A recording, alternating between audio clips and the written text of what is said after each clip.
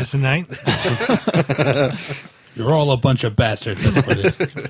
Well, I can tell you now for the Rogue Trader game I'm running, there's John, and if any of you get in the way of his ship, he will jettison you right out. About your Rogue Trader game. 2 middle fingers right Real there. quick. The thing about the John and the Rogue Trader game is John is not really captain. Well, that's just a play on roles. Who's the captain? Hey, Eric. that's Well, right. because I Eric's am. playing the plotter.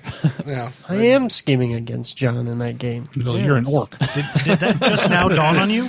You didn't realize Well, that it was I, happening? my mind wasn't going in that direction. Got it. And I know what you're talking about. Yes. And if we're talking about putting people out of airlocks, he got that idea from me. And yeah, I never actually did it, but I've always threatened to do it. John's idea is more of murder servitors He has cleaning the ship. He has murder servitors like stashed all over his ship, and then all he has to do is like push one button and Right. they all They're keyed to the word mutiny, so whenever we want to talk about mutiny, we say bagel. Ah, yes. games like that where you have a person in a position of authority who doesn't really have authority. You have everybody underneath plotting, yes, and jockey for position. That's what makes that game a lot of fun, because John knows that everybody below him is plotting against him and each other. Okay. Yeah, if you have a cohesive quest, like when we were doing Age of Worms, we went from first to almost 20th level, about 18th level.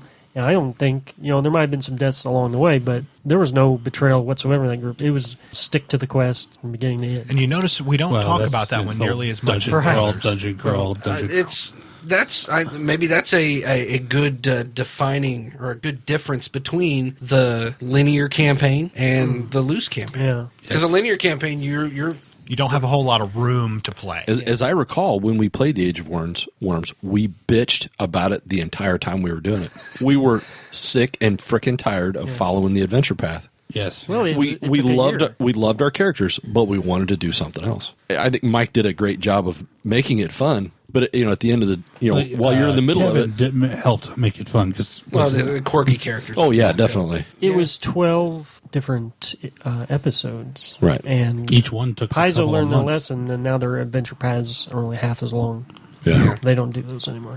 I mean, I would have liked. I don't think we deviated at all from the adventure path either. I don't think we did any extra stuff because I was actually trying to run it faster than it was. I mean, I still had a good time playing it, and I think the thing that bothers me the most about that is I played the character I played. I probably, which I did build that character so that I could play him again, but I think I probably would have enjoyed playing that character more in a more loose campaign. I think that would have been fun. And I may have to revisit that someday. I'm noticing we actually have betrayals and competition in almost all of our games, because our last D&D game that Eric ran, we had Mike's character who would willingly sell everyone.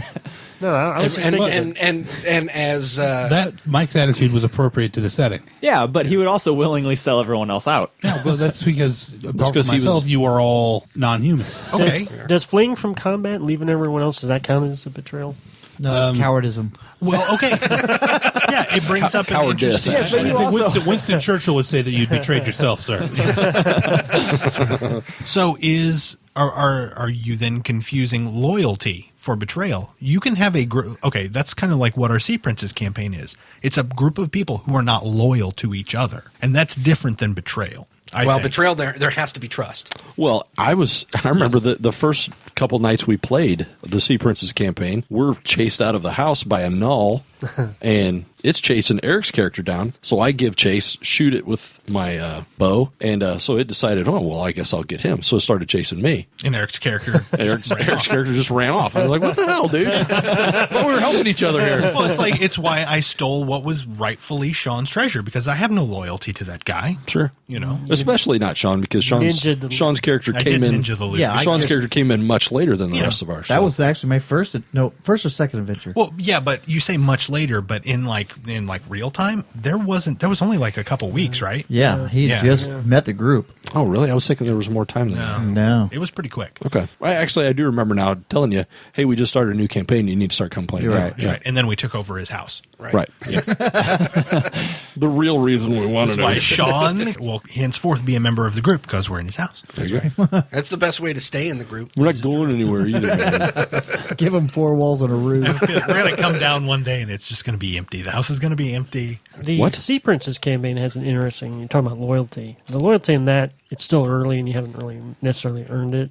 When you start out on a ship with a new crew, your loyalty is to the code. That's what you're lawful to. Either the captain who commands it or the code of just being a sailor. Right. So you're just, you're behaving because of the laws of the ship. It's a shame we're not going to get back to it. Anyway, it's funny you should mention the 4th edition D&D campaign, because in the next, after 3 months, that's what we're going back to. Oh, okay. And I've also...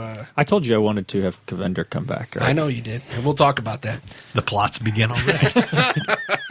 But yeah, I think that adding a little spice to it, I think, is a good thing. Like you said, though, you need to have trust. I like the loyalty versus is it loyalty or is it betrayal? Right. Is it lack of loyalty or whatnot? I like that comparison, because you really, you could be disloyal to somebody, but you're not really betraying them. I mean, I would defend Sir Captain Morgan over there. I would defend him because he is my... What's his name? He's Captain Morgan. Okay. Henry Morgan. Henry Morgan. Captain Morgan. Yeah. So are we linking Captain Morgan's website now? You should get We sponsorship. mentioned it. Yeah, we mentioned it. Hey, send me some of that spiced rum and Send us some free rum there, Captain. case of Mexican Coke. No, I We'll would mention your product every episode. I would defend him. I would defend him as a member of my crew, but I'm not loyal to him beyond that. Beyond, he's a brother of the crew. I've already proven that I'm not loyal to everybody on the boat. Let me give you one of I mean, my I've favorite. gone out of my way to take a couple guys out. One of my favorite quotes that I use a lot just in jest is, "Trust me with your life, but not your money or your wife." And that's from... Really? I don't think I've ever heard you say that. That's from Navy SEALs. I say it all the time at work. Oh, He's quoting Navy SEALs. Navy SEALs. That is an epic movie. And now we have to link to Navy SEAls. The thing is, I would watch Joe versus the Volcano 3 times before I watch Navy Seals. Oh, you got to. That's a great movie. What are you talking about? Come on. That's right up there. That's almost up there with Red Dawn. You got me, God? I got you. Well, for linking great movies, we got to talk about John Triton, right? What? No. Marine. Oh my God. He was loyal. Talk about a betrayal. You guys, I'm never watching movies with you motherfuckers. It's the best. Dan. John Triton. Okay, so maybe we don't necessarily like it when it happens, but this is what makes the game fun. I think it's this level of interaction and this level of commitment. Well, can we, before we end this though, what I saw about it. I remember Game Master Betrayal? An Can a NPC. Game Master betrayal? Well, in a way, I think if you come to have an Mike NPC, says no. if you have an NPC that the characters trust for adventure after adventure after adventure, and then they betray them, I think that also counts. That's just called role playing. Yeah, that's just part of the game. It's called plot vacuums. Yeah, that's not trusting the Game Master or any NPC ever thrown at you. Well, that just means, unfortunately, Woodside, you haven't been able to get into some of the deeper campaigns that we've gotten to do, because that's definitely a hallmark of most of Mike's adventures. Yes. I mean, I know I've been bent over a barrel more than once. So. And it's recorded. Damn it. That's where this episode ends. Follow us on Twitter. We're at Gamers Table. Like us on Facebook. Listen to us on iTunes. Or on Stitcher. Got a question you want read during the show? Send us an email at feedback@gamerstable.com or leave us a voicemail at 559-546-1231. Check out some other great shows affiliated with us at rpgcrosstalk.webs.com. You have been listening to Gamers Table, registered trademark Side Tangent Productions. Visit us at gamerstable.com. Products and intellectual properties discussed during this podcast are the properties of their respective owners. This production is for entertainment purposes only. Any commercial broadcast is prohibited without written consent from Side Tangent Productions.